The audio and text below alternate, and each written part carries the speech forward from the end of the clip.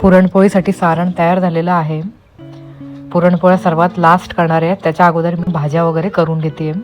सगळ्यात अगोदर शेंगदाणे, सुकं खोबरं, तीळ, जिरा आणि बडीशोप मस्त गोल्डन ब्राऊन होईपर्यंत भाजून घेणार आहे. आणि मग नंतर थंड झाल्यावर मिक्सरच्या भांड्यामध्ये हळद, धणा पावडर, लाल तिखट मसाला आणि चवीनुसार मीठ घालून मस्त वाटून घेणार आहे. तेल तापल्यावर त्याच्यामध्ये अशा पद्धतीने कापलेली भेंडी आणि या मोठ्या मिरच्या आहेत त्यामध्येच चीर देऊन भेंडीसोबत शॅलो फ्राय करून घेणार आहे. मिरच्या अर्धवट शिजल्यावर मी त्या काढून घेतलेल्या आहेत आणि भेंडी पूर्णपणे शिजवून घेणार आहे. भेंडी व्यवस्थित शॅलो फ्राय झाल्यावर त्याच्यामध्ये जे सारण केलेलं आहे शेंगदाण्याचं ते मी 4 चमचे घातलेलं आहे आणि व्यवस्थित भेंडीमध्ये ते मिक्स करून घेतलेलं आहे आणि झाकण देऊन 2 मिनिटासाठी वाफ काढून गॅस बंद केलेला आहे. मिरच्यांमध्ये सुद्धा शेंगदाण्याचं सारण मी वरून घेतलेलं आहे आणि ओव्हनमध्ये मायक्रोवेव्ह मोडला 3 मिनिटासाठी मस्त मिरच्या वाफवून घेतलेल्या आहेत. मटार फ्लॉवर बटाट्याची भाजी बनवतीये कांदा आणि लसूण न घालता. त्यासाठी तेल तापल्यावर राई, जिरा, हिंग, टोमॅटो आणि काजूची पेस्ट, कढीपत्ता, काळं वाटण घातलेलं आहे ज्यामध्ये फक्त खोबरा आणि कोथिंबीर आहे. व्यवस्थित परतून घेतलं.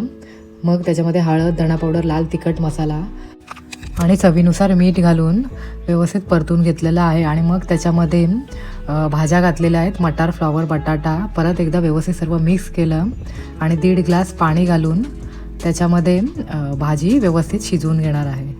वरणाला फोडणी दिलेली आहे.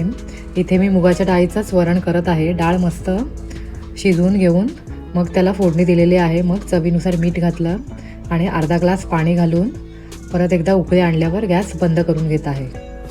इकडे बघू शकताय तुम्ही मटारची भाजी आता शिजलेली आहे.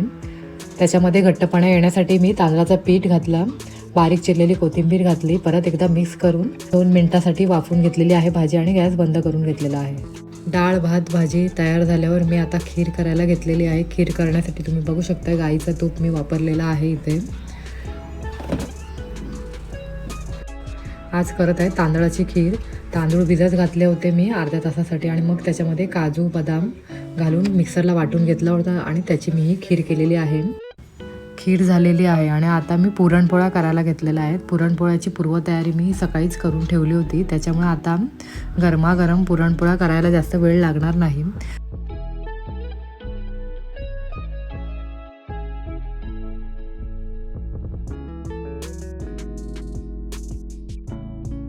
आणि हे आहे आजचं संपूर्ण जेवण.